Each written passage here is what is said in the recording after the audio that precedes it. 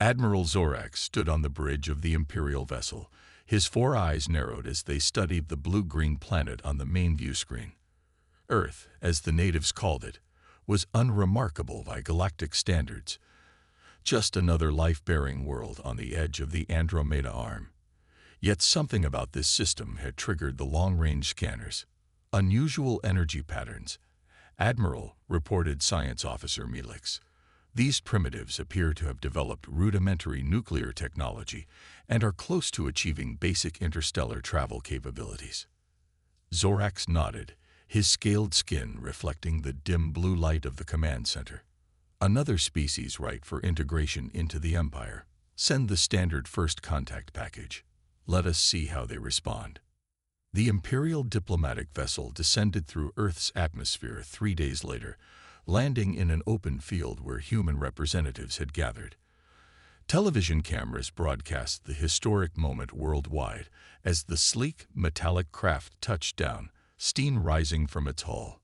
Ambassador Frank Wells stood at the front of the greeting party, flanked by General Olivia Martinez and a small security detail. His heart pounded in his chest, but his face remained calm.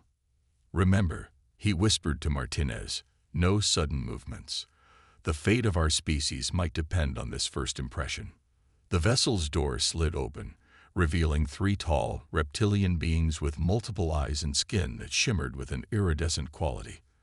The center figure, adorned with elaborate metallic decorations, stepped forward. "I am Emissary Krell of the Galactic Empire," it announced, its translation device converting the series of clicks and hisses into English. "Your world is now recognized by the Empire. We bring the gift of integration." Frank stepped forward, hand extended in greeting. "On behalf of Earth, I welcome you. I am Ambassador Wells. We look forward to peaceful relations between our peoples." The alien made no move to reciprocate the handshake. Instead, its upper eyes blinked slowly as its lower pair studied the human delegation. "You misunderstand," Krell said. "Integration is not optional. The Empire spans 300 star systems. All sentient species serve the greater good under Imperial rule. Your technology, resources, and people will be cataloged and assigned appropriate duties." General Martinez stepped forward. "With respect, Emissary, Earth is an independent world. We're interested in peaceful trade and cultural exchange, not submission." The alien delegation exchanged glances. The lead emissary's scales darkened slightly, a sign of surprise that the humans couldn't recognize. "How curious," Krell said. "Most species understand their position immediately. Your defiance is unexpected. Perhaps a demonstration is required." The emissary raised a small device. A beam shot upward into the sky. Moments later, a massive explosion lit up the atmosphere as an unmanned satellite disintegrated. "That was a simple warning," Krell continued. "The Empire's full battle fleet carries weapons that can reduce your cities to ash. You have 1 planetary rotation to signal your surrender. After that, we will begin the standard pacification protocol." Frank maintained his composure despite the shock rippling through the human delegation. "We need more time to consult with our world leaders. This decision affects billions of people." 1 rotation, Krell repeated. "The Empire has brought this same choice to hundreds of worlds. The wise choose submission. The foolish are remembered only in Imperial historical archives." The aliens retreated to their vessel without ceremony. As it lifted off, General Martinez turned to Frank, her face grim. "Get me the Security Council immediately," she said, "and contact every major military power. If these Imperial visitors are serious, we need to prepare for the worst." Frank nodded, watching the ship vanish into the clouds. "They don't know humans very well, do they?" "No," Martinez replied, already on her secure phone. "And that might be our only advantage." The United Nations Security Council chamber had never been so quiet. Representatives from every nation sat in stunned silence as they reviewed the footage of the alien encounter.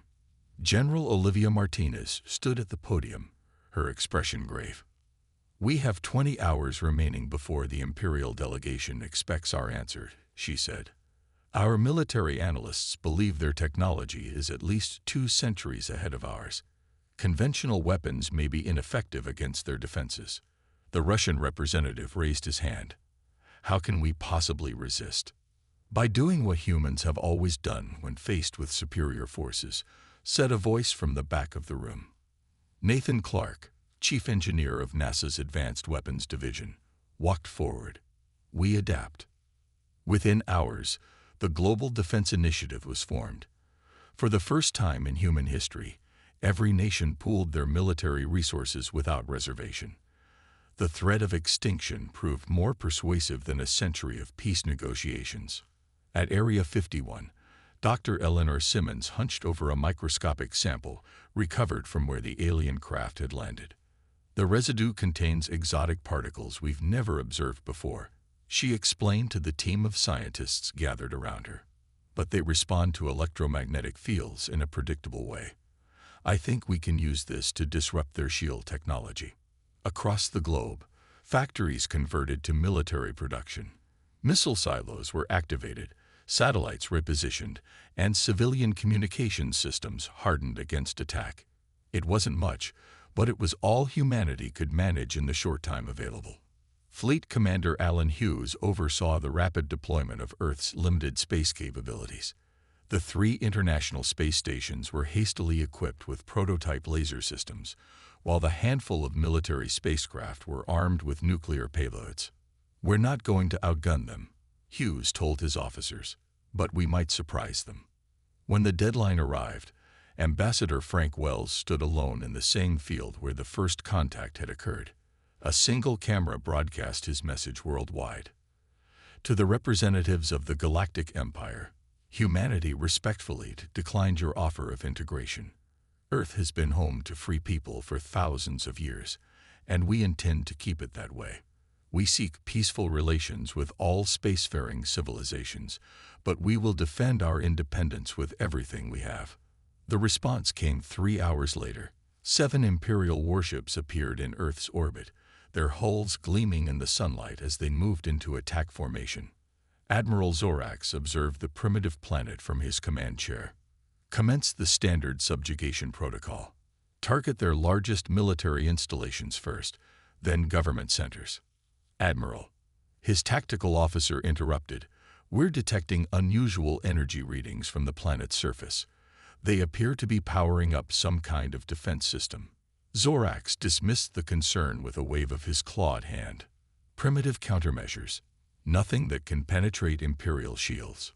On Earth, Nathan Clark stood in the Global Defense Command Center, his finger hovering over the activation button for the planetary shield grid, a technology that had only existed as a theoretical concept 48 hours earlier. "All stations report ready," said the communications officer. Clark nodded. "Let's hope this works." He pressed the button. Around the world, hastily constructed emitters powered up, creating an electromagnetic field based on the alien particles Dr. Simmons had analyzed. It wasn't a true shield, merely an interference pattern designed to disrupt Imperial targeting systems. In orbit, the Imperial ships fired their first volley. Blazing energy beams stabbed downward toward major cities, only to scatter and disperse as they hit the planetary interference field. On the Imperial command ship, alarms blared. "Impossible," shouted the weapons officer. "Their primitive technology shouldn't be able to deflect our weapons." Admiral Zorax leaned forward, all 4 eyes narrowing. "It seems these humans are more resourceful than we anticipated. Prepare a ground invasion force. We'll have to do this the difficult way." Admiral Zorax paced the bridge of his command vessel, irritation evident in the rapid clicking of his claws against the metallic floor. The planetary defense system had surprised him, but it was merely a delay, not a defeat. "Launch the dropships," he ordered. "The ground forces will secure their population centers, while the fleet neutralizes their primitive defense grid." 500 Imperial dropships descended through Earth's atmosphere, their hulls glowing red-hot from the friction. Each carried 50 elite Imperial soldiers, armed with plasma weapons and protected by personal shield generators. Captain Lisa Rodriguez watched the invasion force approach from the bridge of the GDI Defender, Earth's first true warship. Hastily completed just days earlier, it carried experimental weapons systems based on Dr. Simmons' research. "All hands to battle stations," Rodriguez announced over the ship's comm system. "Remember your training. These aliens might have better technology, but we have something they don't: everything to lose." The Defender emerged from its hiding place behind the moon, accompanied by 30 smaller craft.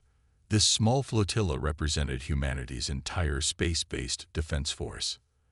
"They're laughing at us," muttered Rodriguez's first officer as they approached the much larger Imperial vessels. "Let them laugh," she replied. "Execute attack pattern Delta." The Earth vessels split into 5 groups, each targeting a single Imperial ship with a swarm approach. The aliens responded with contemptuous ease, their superior weapons cutting through 3 human ships in the first exchange. But the human vessels weren't aiming to win through firepower. As they closed distance, each launched dozens of small objects, simple metal spheres with minimal propulsion. "What are these?" demanded Admiral Zorax as his sensors detected the objects. "Some kind of primitive missile." "No explosive components detected," reported his tactical officer. "They appear to be simple metal spheres." Zorax relaxed. "Ignore them. Focus fire on their capital ships." That was his first mistake.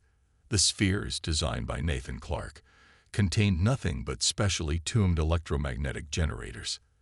As they approached the Imperial shields, they began resonating at the exact frequency Dr. Simmons had identified in her analysis. On the Imperial ships, alarms suddenly blared as shield integrity dropped by 30%. "Impossible," shouted Zorax. "How could they?" His words were cut off as the human vessels launched their true attack. Missiles carrying modified nuclear warheads streaked toward the Imperial ships, whose shields were now compromised. 2 Imperial cruisers exploded in spectacular fireballs. A third listed badly, venting atmosphere and debris into space. On the ground, the situation was equally chaotic. The Imperial dropships had expected to land unopposed in major cities. Instead, they found themselves targeted by hastily modified railguns, technology that had been theoretical just days ago. General Martinez directed the ground defense from a bunker beneath the Pentagon. "Status report," she demanded. "The railguns are working," reported her aide. "Their shields can't stop kinetic projectiles moving at those speeds. We've destroyed 27 dropships so far." Martinez nodded grimly. "And the civilian evacuations?" "Proceeding according to plan. The underground shelters are at 70% capacity." In orbit, Captain Rodriguez watched as the Imperial fleet regrouped. They had lost 3 ships now, an unprecedented defeat for the Empire. "They're pulling back," reported her sensor officer. Rodriguez nodded. "They're not retreating. They're reassessing. We hurt them, but we've shown our hand now." Admiral Zorax stared at the tactical display in disbelief. 40% of his attack force destroyed or disabled by a species that had barely achieved spaceflight. It was inconceivable. "Order all remaining forces to withdraw beyond their moon's orbit," he commanded. "We need to analyze their weapons technology before we proceed."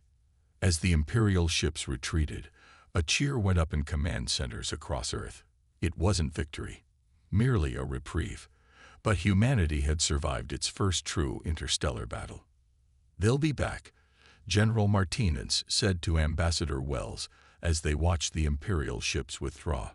"And next time, they'll be ready for our tricks." Wells nodded grimly. "Then we'll need to come up with better tricks." Emperor Vexnar's throne room fell silent as Admiral Zorax finished his report. The massive chamber, with its soaring ceilings of polished obsidian and walls adorned with trophies from 1,000 conquered worlds, had never before heard news of an Imperial defeat. "You lost 3 capital ships to primitive apes." Emperor Vexnar's voice was dangerously quiet. His massive form shifted on the crystalline throne, scales shimmering with barely contained rage. They employed unexpected tactics. Your Magnificence, Zorax explained, keeping his 4 eyes downcast. Their technological capabilities were far beyond our intelligence estimates. Excuses, roared the Emperor, rising to his full 12-foot height. No species has resisted Imperial integration in over 3 centuries.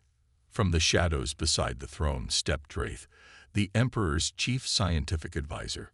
Unlike most of the scaled Imperial species, Draith's skin was pale and smooth, his eyes larger and more reflective. Perhaps, Magnificence, these humans deserve study rather than simple extermination, Draith suggested. Their adaptability appears remarkable. Such qualities could benefit the Empire if properly harnessed. Vexnar turned his massive head toward his advisor. You suggest we negotiate with primitives who have destroyed Imperial warships. Not negotiate, Draith clarified. Observe, learn their weaknesses, then crush them completely. After a moment's consideration, the Emperor nodded. Deploy the Second Fleet. Show these humans the true might of the Empire.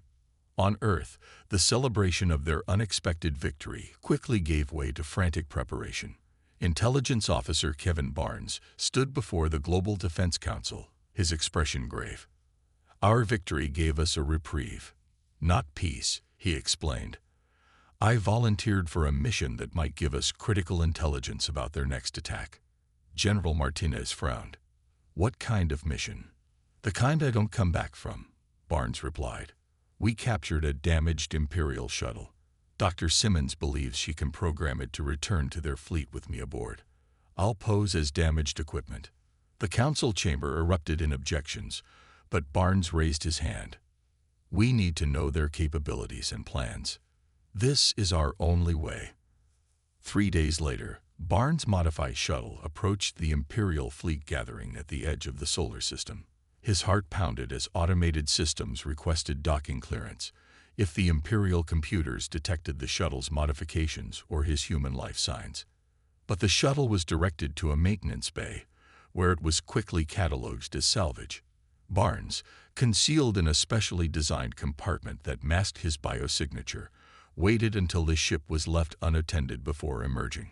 Using translation software developed from the first contact recordings, Barnes navigated through the massive Imperial vessel.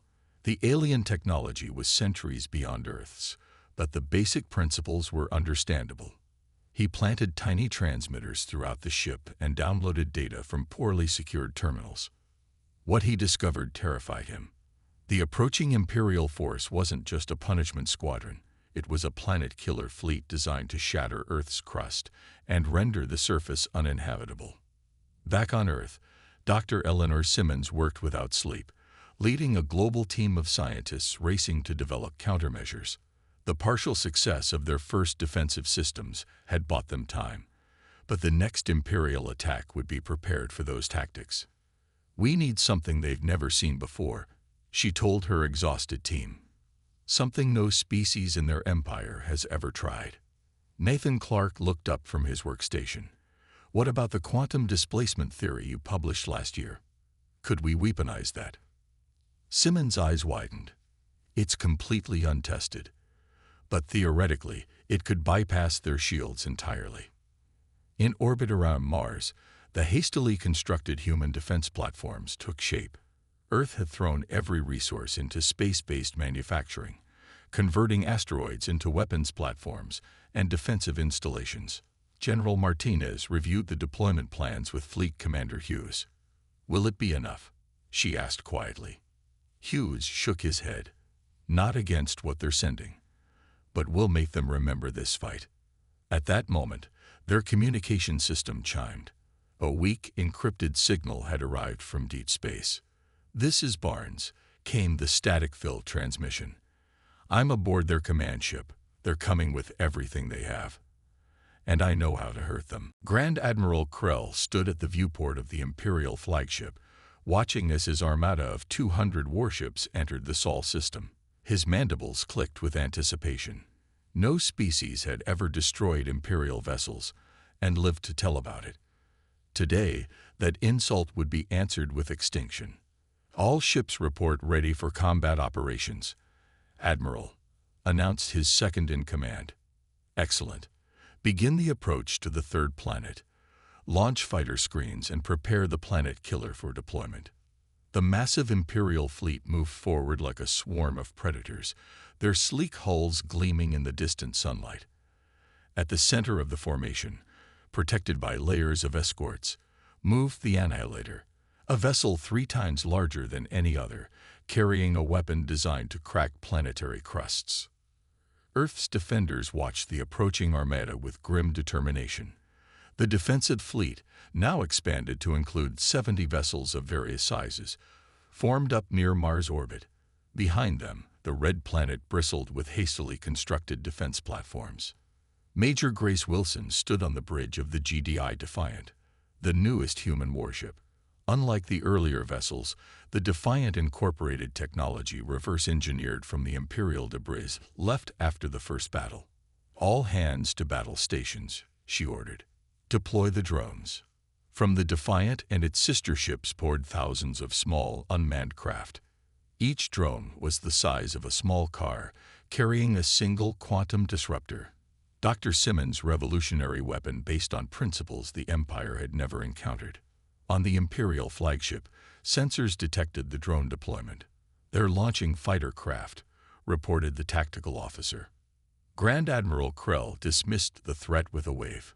"Primitive automation. Destroy them." Imperial energy weapons lashed out, destroying hundreds of drones in seconds. But there were thousands more, and they moved with unexpected agility, evading most of the incoming fire. Then, operating as a coordinated swarm guided by advanced AI algorithms, the drones executed their attack. They didn't target the Imperial ships directly. Instead, they created a complex pattern of quantum disruption fields that began to interfere with the fabric of space-time itself around the Imperial vessels.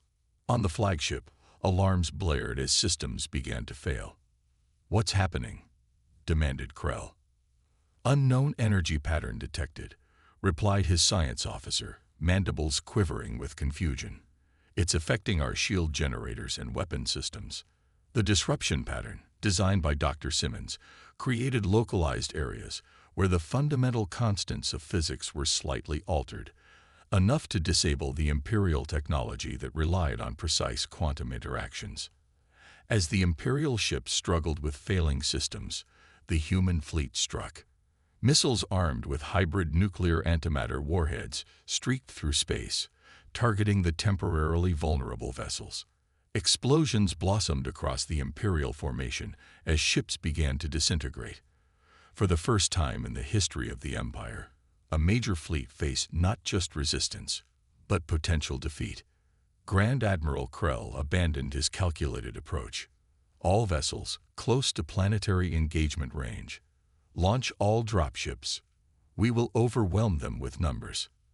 The remaining Imperial ships surged forward, firing continuously despite their degraded systems. Human vessels exploded under the barrage, but the defensive line held. In Earth orbit, Kevin Barnes coordinated with ground command from his stolen Imperial shuttle. Thanks to his intelligence, Earth's defenders knew the Annihilator was the primary threat. "All units focus fire on grid coordinates Alpha 7, ordered Major Wilson. "That's where their planet killer is located." The battle around Jupiter's moons grew chaotic as Imperial reinforcements clashed with human defense platforms. Each side took heavy losses, but the Imperial commanders were shocked by human tenacity. No species had ever fought so fiercely against the inevitable. On the Defiant, Major Wilson received a priority communication from Earth. "The quantum disruptor field is destabilizing," reported Dr. Simmons. "You have maybe 20 minutes before it collapses completely." Wilson nodded grimly. "Then we need to end this now." She opened a channel to all human vessels. "This is Major Wilson. Prepare for Operation Hammerfall. We're taking the fight directly to their command ship." The human fleet regrouped and then, in a maneuver that shocked the Imperial commanders, accelerated directly toward the heart of the enemy formation. A suicide run aimed at the massive flagship where Grand Admiral Krell watched with growing alarm. "They can't be serious," he muttered. "No rational species would sacrifice themselves this way." Dr. William Foster stood before the assembled leaders of the Global Defense Initiative, his hand steady despite the weight of the moment. Behind him, holographic displays showed the design of humanity's first true faster-than-light vessel. "The Pathfinder is ready," he announced. "We've integrated the Imperial drive technology from the captured vessels with our quantum field generators. It's not elegant, but it will work." General Martinez studied the schematics with narrowed eyes. "How many ships can we build with the available materials?" 5 now, perhaps 20 more within 2 months, Foster replied. "Each capable of carrying a complement of 30 crew, and our new weapon systems." Ambassador Wells, his face lined with the stress of recent weeks, leaned forward. "The question is not can we build them, but should we? This changes everything. If we take the war to their territory, they're already committed to our extinction." Martinez cut in. "Our victory in the Sol system was devastating to their pride, but they're regrouping. Our long-range sensors show massive fleet movements throughout their empire. Next time, they'll come with 1,000 ships." Kevin Barnes, recently returned from his infiltration mission, nodded in agreement. "The Emperor has declared a holy war against humanity. Every resource in their empire is being directed toward our destruction." Wells sighed deeply. "Then we have no choice. We strike first." 3 weeks later, the Pathfinder and its 4 sister ships slipped into FTL, vanishing from the Sol system in flashes of blue light. Admiral Diane Powell commanded from the lead vessel, her mission both military and diplomatic. "Set course for the Proxima system," she ordered. "According to Barnes' intelligence, that's the location of their nearest major outpost." The Imperial outpost orbiting Proxima Centauri never saw the attack coming. The human vessels emerged from FTL alarmingly close, their weapons already firing. Within minutes, the station was disabled, its communications array destroyed. Powell's voice transmitted to the crippled station. "Attention Imperial personnel. We are not here to slaughter you as you would do to us. We offer you life in exchange for information." The station commander, a high-caste Imperial named Thrix, was brought aboard the Pathfinder. His scales pale with shock, he stared at the human admiral with disbelief. "How did you reach us so quickly? Our report said you had no FTL capability." Powell smiled thinly. "We're fast learners." From Proxima, the human fleet struck outward in a carefully planned campaign. They avoided civilian targets, instead focusing on military installations and communication hubs. After each attack, they broadcast the same message to nearby worlds. "The Empire lied to you. Humans are not savage beasts to be exterminated. We fight only because we must. Any world that renounces the Emperor's war against Earth will be spared." At first, there was no response. But as the human fleet continued its lightning campaign, whispers began to spread through the Empire. The supposedly primitive humans had not only resisted Imperial might, but were now striking deep into Imperial territory. On the Imperial capital world of Zentraxis, Emperor Vexnar raged at his war council. "How are they doing this? Find their homeworld's coordinates and send everything we have." But the war was no longer proceeding according to Imperial plans. The Xelvanite species, long subjugated by the Empire, saw in humanity a possible ally. Their resistance movements became bolder, sabotaging Imperial facilities and sharing intelligence with human forces. The Drull Confederation, a loose alliance of systems on the Empire's outer rim, formally broke ties with Zentraxis. "We have watched the humans fight," their announcement stated. "They target military assets only, sparing civilians. They offer peace to those who do not threaten them. These are not the actions of savages." As Powell's diplomatic efforts bore fruit, the military campaign intensified. The human fleet, now expanded to 15 vessels with captured Imperial technology, struck ever closer to the heart of the Empire. Admiral Powell addressed her captains via secure communication. "The Emperor has recalled most of his forces to defend the core worlds. We've bought Earth time and found allies. Now we prepare for the final phase, taking the war directly to Zentraxis. On Earth, Dr. Foster watched the construction of a new class of warship. Twice the size of the Pathfinder, the Retribution incorporated everything humanity had learned about Imperial technology. "Will it be enough?" asked General Martinez, standing beside him. Foster nodded slowly. "It has to be. The next battle will decide the fate of both our species." The purple skies of Zentraxis darkened as the Imperial capital world prepared for war. Massive defense platforms orbited like artificial moons, their weapons trained outward. The remaining Imperial fleet, nearly 300 vessels strong, formed a protective sphere around the cradle of their civilization. Emperor Vexnar had never set foot in the planetary defense bunker before today. For millennia, the Imperial throne world had been untouchable, protected by both its fleet and the fear the Empire inspired throughout the galaxy. "Status report," he demanded, his massive form casting shadows across the tactical displays. "Our outer defense perimeter is secure, Magnificence," reported the defense minister. "If the humans attempt to reach Zentraxis, they will be destroyed." Draith, the Emperor's scientific advisor, was less confident. "We should consider opening communication channels. These humans have demonstrated." "Silence," roared the Emperor. "No primitive species dictates terms to the Empire. When their fleet arrives, we will crush them and then proceed to sterilize their homeworld as planned." In the darkness of space beyond the Zentraxis system, a fleet of 30 human warships dropped out of FTL.